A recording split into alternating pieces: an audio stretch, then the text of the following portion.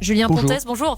Vous êtes porte-parole de Rouge Direct, ce collectif qui dénonce les actes et propos à caractère homophobe dans le foot et d'ailleurs dans le sport en général. Plusieurs joueurs de Toulouse, Nantes ou encore Guingamp ont refusé, on le disait, d'arborer ces maillots ce week-end. Votre première réaction en l'apprenant, quelle fut-elle? Décidément, les choses n'avancent pas? Oui, tout à fait. Pour nous, c'était pas vraiment une surprise, parce que cette opération arc-en-ciel, on sait très bien qu'elle est inefficace, vu que nous, on recense l'effet d'homophobie dans les stades et on n'en a jamais eu autant. Sur notre compte Twitter, on publie des vidéos qui montrent ces manifestations d'homophobie dans les matchs juste sur les 8 derniers mois.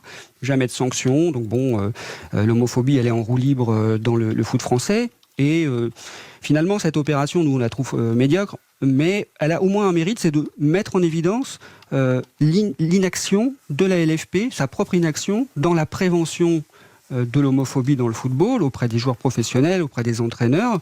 C'est une action de prévention qui doit être menée toute l'année, tous les ans. Et finalement, on sort les maillots arc-en-ciel une fois par an pour le 17 mai, et puis voilà, on va au clash inévitablement. Monsieur Pontès, pour avoir été longtemps dans le football, je ne dirais pas que l'homophobie est en roue libre dans le football. C'est pas ce que je dirais. Pour connaître les gens qui sont très sensibles à ce sujet, le président Diallo aujourd'hui à la fédération, mais également à la Ligue depuis tant d'années, et également les présidents de clubs, et également les joueurs, je ne dirais pas cela, mais c'est un commentaire personnel. En revanche, ce qui m'intéresse, c'est les raisons pour lesquelles certains joueurs n'ont pas porté le maillot. Et je pense à Zakaria Aboukal, qui est un des rares qui a pris la parole. Et si je comprends bien, il ne porte pas ce maillot pour des raisons religieuses. C'est ce qu'il semble dire dans les deux tweets qu'il a écrits. Oui, mais c'est pas ce qu'il dit. Il dit que ce sont pour des raisons personnelles. Alors, si ce sont des raisons religieuses, eh bien qu'ils le disent. Vous savez, en France, il y a la liberté de croyance, la liberté de penser, y compris pour les musulmans. Donc, il n'y a pas de souci avec ça.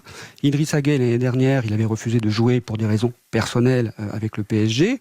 Jamais il s'est exprimé. Nous, on disait... Mais il faut qu'il s'exprime, ce joueur. S'il a des convictions religieuses, vous savez pourquoi il ne s'exprime pas. Il peut les exprimer. C'est intéressant l'exemple de Gueye, parce qu'il est sénégalais.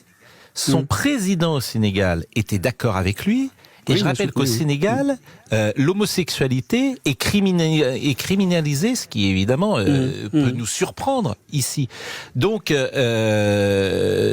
il ne prend pas la parole pour des raisons, j'ai envie de dire, évidentes. C'est-à-dire qu'il ne veut sans doute pas se mettre à dos et les supporters et l'espace médiatique. Oui, effectivement, il n'a pas pris la parole, mais on ne peut pas savoir pourquoi il n'a pas pris la parole. Il ne faut pas parler à sa place. Moi, j'en connais un qui a pris la parole, il s'appelle Hugo Lloris, pendant la Coupe du Monde au Qatar. Qu'est-ce qu'il a dit? Il a dit, voilà, au Qatar, il faut respecter la culture. Mais au Qatar, c'est la peine de mort pour les LGBT. Donc, pour Hugo Lloris, la peine de mort pour les LGBT, ça relève de la culture. Vous voyez à quel point, dans le football français, on est totalement à la ramasse par rapport au sujet de l'homophobie. Évidemment, en France, il y a beaucoup de musulmans, voilà, et on les retrouve dans le football. Eh ben, vous savez quoi? On va être obligé de travailler ensemble, de vivre ensemble, et c'est très bien. Ils ont bien le droit d'être musulmans, catholiques, chrétiens, juifs, ce n'est pas un problème. Le problème, c'est de ne pas aborder les questions. C'est de faire comme la LFP le fait, des maillots arc-en-ciel, et c'est tout. On dit rien, on n'a pas une parole tout au long de l'année sur la prévention. Il y a quand même des opérations de prévention qui sont faites dans les clubs, Monsieur Pontès. On ne sanctionne pas l'homophobie toute l'année. Donc, à partir de là, évidemment, il ne faut pas s'étonner qu'il y ait des refus de maillots arc-en-ciel. Vous disiez ? Il y a quand même des opérations de sensibilisation dans les centres de formation tout au long de l'année. C'est quand même un sujet qui est de plus en plus abordé dans les clubs. Oui, alors sur les centres de formation, c'est intéressant la question que vous posez, parce que on va faire du prêchi-prêcha dans les centres de formation auprès de U16, du 18, c'est-à-dire des jeunes qui sont à deux doigts, des jeunes footballeurs à deux doigts de signer leur premier contrat professionnel.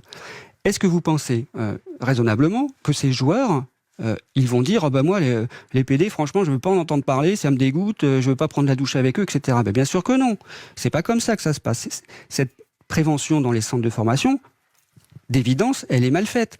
Par exemple, je reviens sur les maillots arc-en-ciel que les joueurs ont refusé de porter.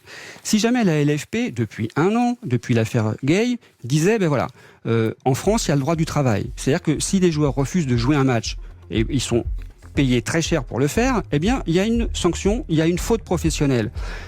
Et il y a peut-être même une rupture de contrat de travail. Ça, il faut le dire aux jeunes. Ça, c'est important de le dire. Vous êtes bientôt des professionnels, vous aurez des responsabilités. Devant un conseil constitutionnel ou un conseil d'État, ce que vous dites. J'en suis pas certain. En tout cas, ça serait intéressant d'ailleurs de le voir. Ce qui est certain, c'est que cette initiative est intéressante. Ce qui est certain, c'est qu'il faut lutter contre l'homophobie. Ce qui est certain, c'est qu'il faut sensibiliser notamment la jeune génération à ces sujets-là. Et je vous remercie beaucoup, Monsieur Pontès. Mais c'est vrai que les sportifs, pour avoir parlé beaucoup avec eux ce week-end, pensent que c'est pas non plus leur mission de faire ça. J'entends beaucoup ça de sportifs qui disent c'est nous, on fait du sport, on fait du foot et on ne veut s'exprimer sur aucun autre sujet. Ce qui évidemment est contestable comme point de vue.